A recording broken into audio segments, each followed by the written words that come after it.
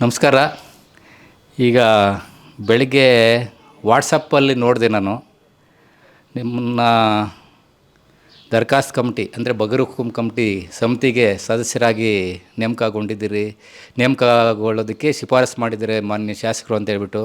ಪ್ರಥಮವಾಗಿ ನಮ್ಮ ಜನಪ್ರಿಯ ಹಾಗೂ ಕ್ರಿಯಾಶೀಲರಾಗಿರ್ತಂಥ ಶಾಸಕರಾದ ಶ್ರೀ ಪ್ರದೀಪ್ ಈಶ್ವರ್ ಸರ್ ಅವ್ರಿಗೆ ನಾನು ಆತ್ಮಪೂರ್ವಕವಾಗಿ ತುಂಬ ಅಭಿನಂದನೆಗಳನ್ನ ತಿಳಿಸೋಕ್ಕೆ ಇಷ್ಟಪಡ್ತೀನಿ.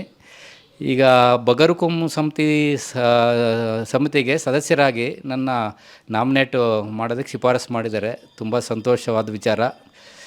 ಈಗ ದರ್ಖಾಸ್ತ್ ಕಮಿಟಿಯಲ್ಲಿ ಸುಮಾರು ಫಲಾನುಭವಿಗಳು ಏನು ತಮಗೆ ಜಮೀನು ಮಂಜೂರಾತಿಗಾಗಿ ಅರ್ಜಿಗಳು ಹಾಕ್ಕೊಂಡಿರ್ತಾರೆ, ಅವು ಹಾಗೇ ಇರ್ತವೆ, ಅವ್ರಿಗೆ ಮಂಜೂರಾಗಿರೋದಿಲ್ಲ.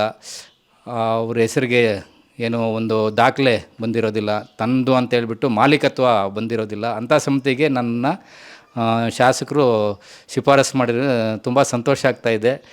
ನನ್ನ ಪ್ರಾಮಾಣಿಕತೆಯೇನೋ ಅಥವಾ ನನ್ನ ನಿಷ್ಠೆ ಅಂತೇಳ್ಬಿಟ್ಟು ಹೇಳ್ತೀನಿ, ಅದನ್ನು ಗುರುತಿಸಿ ಮಾನ್ಯ ಶಾಸಕರು ಈ ಶಿಫಾರಸು ಮಾಡಿದ್ದಾರೆ. ತುಂಬ ಧನ್ಯವಾದಗಳು.